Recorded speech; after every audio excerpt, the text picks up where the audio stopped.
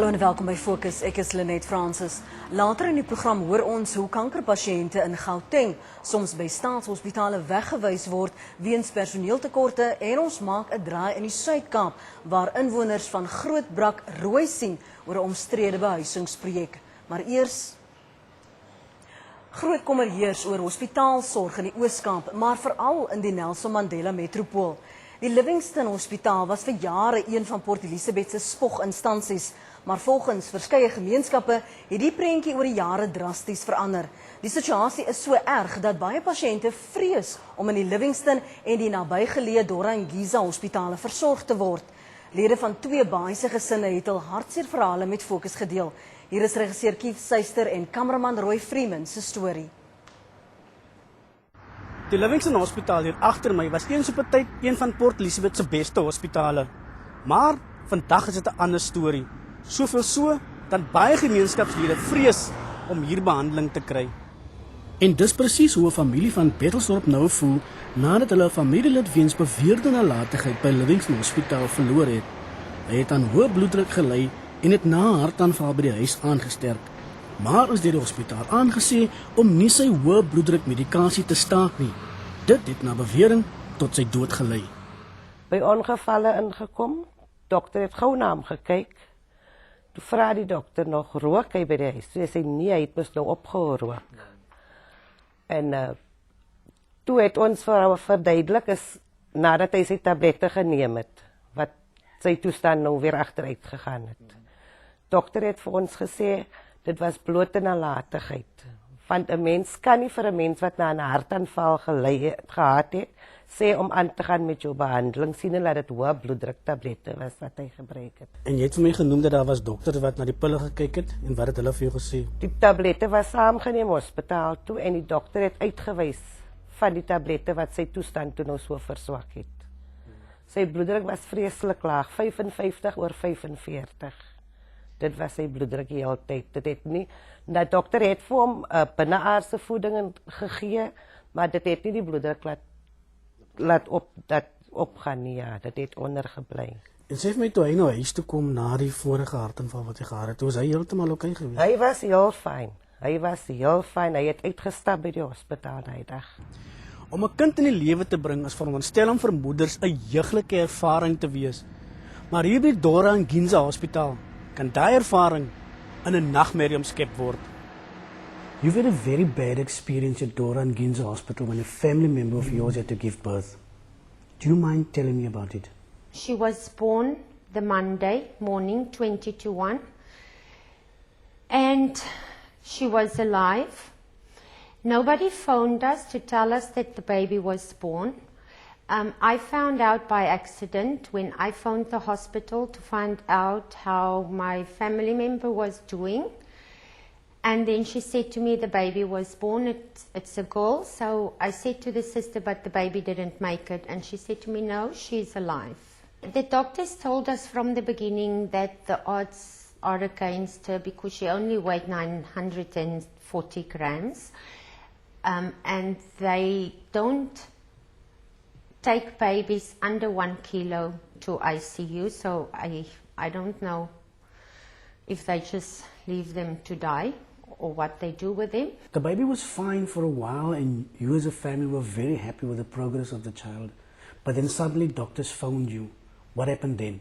My husband received a phone call to say that we must come to the hospital. It's not going well. So immediately I went and I picked him up and we went to the hospital and the doctor still said to us, so quick, I told you not to rush. Those were her words. But then the next minute she tells us that the infection is a problem, her skin color isn't right, and she has no BP. Now when I spoke to my doctor, he said to me, if you don't have a BP, then you're dead. But according to them, she only died at 2:45 the next morning. So yes, I don't understand what changed in less than an hour and a half. And because it's two different stories from two different doctors.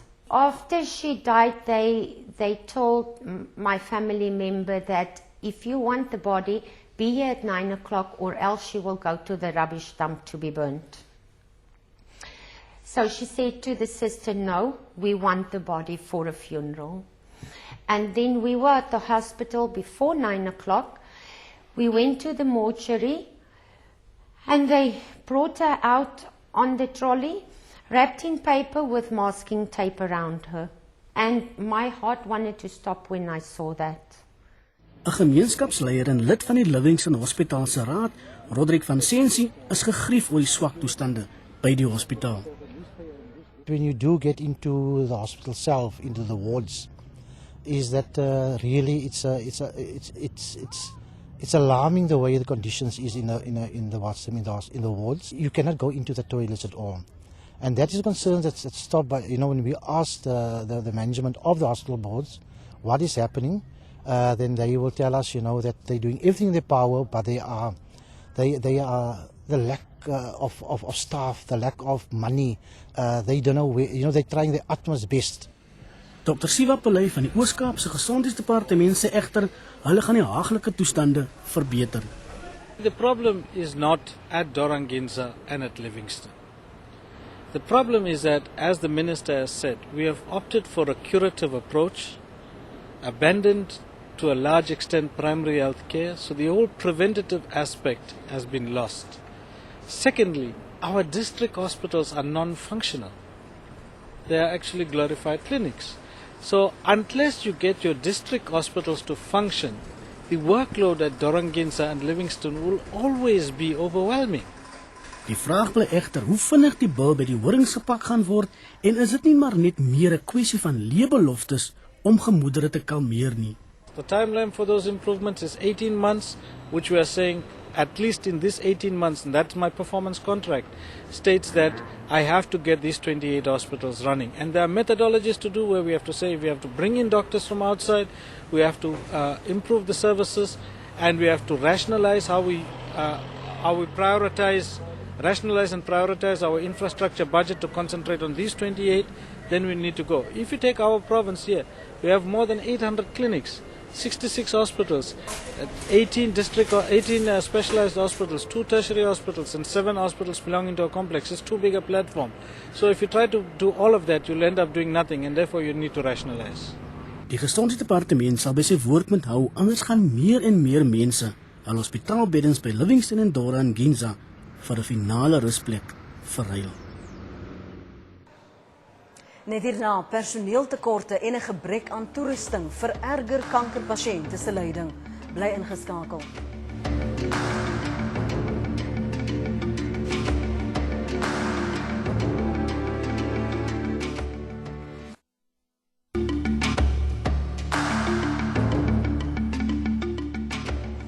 Welkom terug. Staatshospitale in Gauteng is besig om uit al nate te bars met pasiënte wat van ander lande kom en aandring op mediese sorg.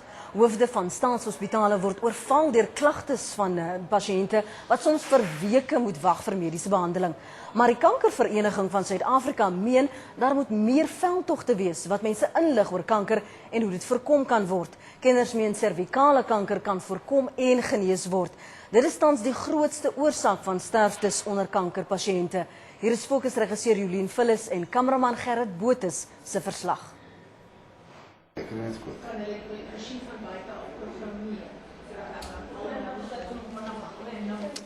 Die Departement van Gesondheid het in April vanjaar bekend gemaak dat alle kankerpasiënte in die land geregistreer moet word. Dit is gedoen in 'n poging om die departement op hoogte te hou van die getalle kankerpasiënte landwyd en hul mediese behoeftes. Die 76-jarige longkankerpasiënt van Johannesburg sê hulle dag dou voor dag by sekere hospitale op en moet soms sonder behandeling weer huis toe gaan. Hy sê soms sien dokters eers na ander pasiënte om en dag laat by die kankereenheid op. Uya kokimo alisofiki kabot awusokeli kabot 2 past 2 ayela kabot matre atarnai come tomorrow for chemo because very chemo inkafo po 1 hour jwalo. Okay, but ba complain baba because nokena kisa chemo rwake kakuluila and then wat la complenar, kan die versie dat is die taxi, wat la kwaan. Volgens hom is dit 'n uitputtende proses. This cancer destroyed me. I'm a hefty guy. But now today, hey, I'm a flyweight now. Nekinarana, our kaya the doctor. Say Karitidi, Adi lo tenta bakuri oto. Ebelor, Babamba, Patenta, Rona Varifitli, Kamo, by the appointment, Barle Moiti. Die uitvoerende hoof van die Steve Biko Hospitaal in Pretoria, Ernest Kinoshe, sê 'n groot aantal van die kankerpasiënte is afkomstig van Mpumalanga en Limpopo. Pasiënte wat aan mediese fondse behoort, wend hulle tot staatshospitale sodra hul mediese voordele uitgeput raak. Dit plaas verdere druk op mediese personeel.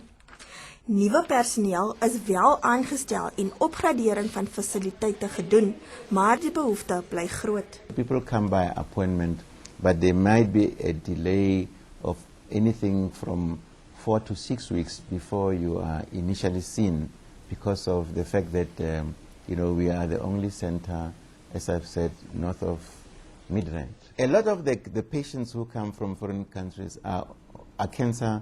Are patients suffering from cancer as well, and they also have to fall to be if they are acceptable, and they will also have to slot them into the same program that we would slot South Africans, and there is a large number of cancer patients who do come to our institution seeking assistance, seeking help. Hy sê pasiënte wat lang afstande reis word na die kankervereniging van Suid-Afrika verwys. If you skip your treatment, you're going to take a long to get another treatment because there's a lot of queue, there's a lot of people sick in the hospital. Kansa het 12 sorgtuistes waar kankerpasiënte om hulp kan aanklop.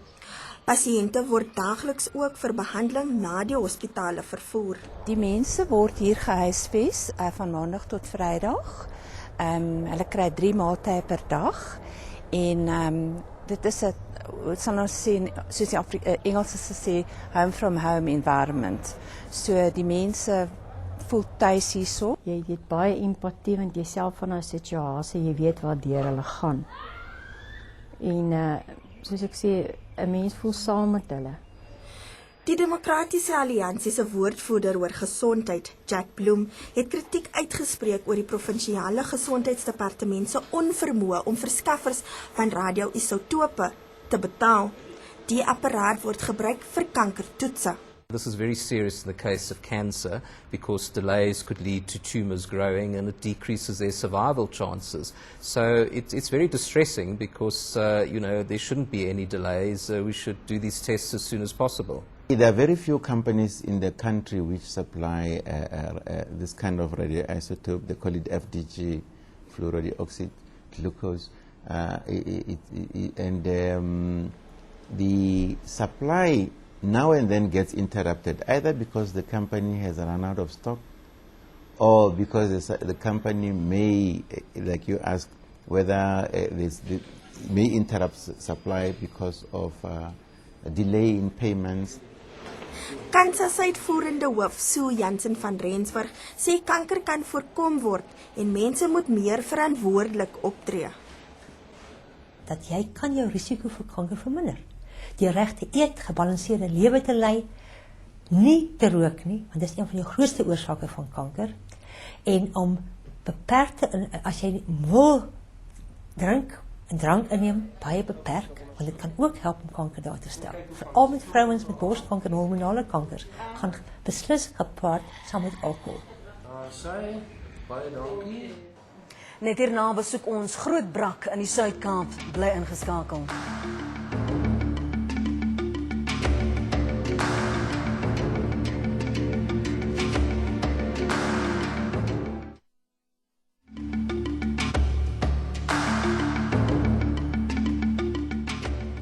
Welkom terug. Gemeenskappe van Groot Brakrivier in die Oos-Kaap is diep ongelukkig oor 'n behuisingsprojek wat volgens hulle gekenmerk word deur voortrekkery. Die Wolwedans behuisingsprojek wat meer as 600 laagkostehuise moet voorsien, vorder flips en behoort volgens die Mosselbaai se munisipaliteit teen vroeg 2012 voltooi te wees. Maar daar is nou kwaai onenigheid onder gemeenskappe wat beweer dat sommige van die broodnodige huise op 'n onregverdige manier aan mense toegeken word. Regisseur Keith Suister en kameraman Gerard Botes het gaan ondersoek instel.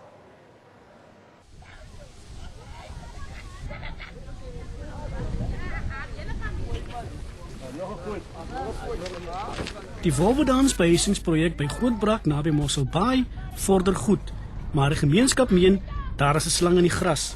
Volgens 'n gemeenskapsleier Reino Loos word daar na bewering kwaai geknoei met die toekenning van huise. Daar was nooit van die waglys gebruik gemaak nie. Hulle het 'n lotto-trekkery ingebring en wat 'n ongeweldige situasie geskep het. Dis hoekom ek nou nog hier by my ouma sit. As daar van die waglys gebruik gemaak geraak het, dan het ek nooit in hierdie situasie beland nie. Want ek sou die nommer, soos ek kom aansoek doen het, sou ek gejaag geraak het. Maar omdat ons spesiale nommers moes trek om die plan wat die munisipaliteit van vooraf of van die begin af gehad het te laat succeed, dis het ons nou in hierdie gemors. Die Mosselbaai se munisipaliteit het sowat 70 van die huise op sy gesit wat as deurgangshuise gebruik sou word. Een van die huise is wel aan Reino Loos toegeken, maar die geslotery is vir hom vreemd en dit terwyl hy in armoede moet leef. Wel, volgens Reino Loos behoort hierdie huis agter my plot nommer 4363 aan hom, maar op die oomblik woon ander mense in die huis. Reino, hoe is dit dan dat ander mense nou in jou huis bly? Aanvanklik het die munisipaliteit besluit op kostebesparings. 70 huise is gebou met die doel om mense uit die seksgedeelte uit te haal, uit die nedersettings hier rondom en hulle hierin te sit. En aanvanklik is dit 210 huisgesinne wat moet gebruik maak van hierdie deurgangsproses. So dit beteken 2009, die 16de Desember, toe staan hierdie strukture al, hierdie rou strukture. En toe is die huis al klaar met naam geallokeer. My subsidie is goedgekeur. 2010 is my subsidie goedgekeur, maar die regering sê nog altyd vir my, die local government, dat dit kan nie my huis wees nie, although die subsidie gekry. En although die huis op die erfnommer is in uw naam klaar geallokeer. So hierdie mense wat hulle self nou in ons huise bevind, het hulle nie hulle self hier ingesit nie. Maar wat 2 maande terug het ek my huis betree, volgens die munisipaliteit en volgens die onze polisie hierso, en hulle het my echt gearresteer. Wat Reino en ander gemeenskapslede verder warm onder die kraag het, is die toestand van die huise waar hulle aan die einde van die bouprojek moet intrek. Die huis is besig om te sak. En as gevolg van die feit dat die huis besig is om te sak, het hy oral krake in hom. So krake so dik soos my vinger. En die krane is los van die huis af. Dit gaan weer herstel word, soos hulle sê. Maar hoe herstel jy 'n kraak wat aan die einde van die dag jou huis laat sak? Die kraak is nie 'n probleem nie. Die feit dat die huis sak is 'n probleem. En aan die einde van die dag gaan hierdie mense gaan wegwees wat die huise gebou het. Dan gaan ons wat hierso bly, wat hier agterbly, wat net nie kan bekostig om hierdie krake of hierdie huise, die bouvallige huise reg te maak. Hoe gaan ons mense oor die weg kom? Ollie Keiser is in dieselfde bootjie as Reino. Volgens my is daar nou al seker 8-7 mense wat daar na iets aan gebly het en ek meen, hoe lang gaan ek nou nog wag? Hoeveel huise gesinne gaan nou nog aan my huis gaan? En op 'n of ander dag, en hoe lyk die huis dan? Ek het al klaar een van my vriende se huise gesien wat al barste in het, stikkende ruitte. En ek bedoel, gaan hulle terugkom om my huise ordentlik weer te maak soos ander mense in hulle nuwe huise ingaan? Half Oktober wag reeds jare vir 'n huis. Hy meen as 'n gestremde behoort hy voorkeur te kry, maar daar word volgens hom net links en regs verskonings gemaak. Ek het nou al gehad aansoek doen en daar was nie 'n goedkeur vir my gewees nie. En ek is nou nog op die waglys, so na die tyd toe wag ek nou nog vir 'n deur gaan om vir my 'n plekkie op die oomblik as ek nou maar by haar tuis om te bly en so. Maar ek verneem sy het ook nou al reeds 'n huis waar ander mense in bly. Hoekom kan julle nie daar gaan bly nie? Ja, omdat daar omstandighede is, daar mense voor die tyd binne die huis en dit sal nie baat sy gaat nou in die huis in nie. Want die mense moet eers klaarmaak om voordeel is. Dat dan kan sy in haar huis gaan en daar is nog baie werk om te doen, klaar te maak. Maar die Mosselbaai se munisipaliteit se woordvoerder, Harry Hill, het 'n goeie verduideliking vir al die drama. Daar is 'n program wat ooreengekom is met die gemeenskap met die begunstigderskomitee en ook die Groot Brakrivier se menslike nedersettingskomitee. En die huise word volgens 'n plan voltooi. Nou is dit so dat daar is sekere huise of mense wat huise nodig het, en toe is daar besluit om huise wat baie later in die program is, net tot op 'n basiese standaard te voltooi. Die huise het byvoorbeeld dit is nie geverf nie, dit het nie 'n plafon in nie, dit het nie die nodige vloerbedekking nie. En daar is toe besluit en ooreengekom met die komitee dat die mense wat uit hulle tydelike huisvesting nou verskuif moet word totdat hulle woning voltooi is, na hierdie oorgangsfase toe verskuif word. Dit is 'n program wat so ooreengekom is baie lank gelede al, en dit is so deur die gemeenskap aanvaar, en dit is die situasie. So ongelukkig is daar nou individue, om die waarheid sê, ek wil so ver gaan te sê 'n individu wat ongelukkig is so die situasie, en vind daar ongelukkig ook 'n groot mate van opstokery plaas. En hier is nou mense wat probeer om te kyk of hulle nou voor by ander mense by die ry kan indruk en so aan. Hulle het geen regte op enigeen van daai erwe nie. Daai erwe is wel nou toegeken. En ek sit hierso met 'n kopie van die koopkontrak wat hulle geteken het. En hierdie koopkontrakte is vooraf gesluit sodat die staat die finansiering kan gee. Dit is die basis waarop die staat die finansiering gee. Dit is nie die man kry nie die finansiering daar nie. En in ons die kontrak wat daar gesluit is met die mense, word daar baie duidelik gesê dat besit en okkupasie van die eenheid sal by voltooiing van die bostruktuur en ondertekening deur die koper en die munisipaliteit van die voltooiingssertifikaat aan die koper gegee word, van welke datum af al die risiko in die eenheid op die koper sal oorgaan. Reina Loos en ander gemeenskapslede meen die beweerde onregverdigheid sorg vir groot irritasie onder inwoners. Hulle vra nou dat die Weskaapse regering vinnig ingryp om die beweerde knoeiery vir eens en vir altyd stop te sit. Dit was dan Fokus vir vanaand. Kykers se kommentaar en voorstelle is altyd welkom. Skryf net die woord Fokus, gevolg deur 'n kort boodskap en SMS dit na 34444. 'n SMS kos R2. En u kan gerus ook 'n lid word van ons Fokus groep op Facebook. Geniet die skoolvakansie, bestuur asseblief versigtig en maak gebruik van hierdie ruskans. Van my, Lenet Francis en die res van die Fokusspan. Totsiens tot volgende Sondag.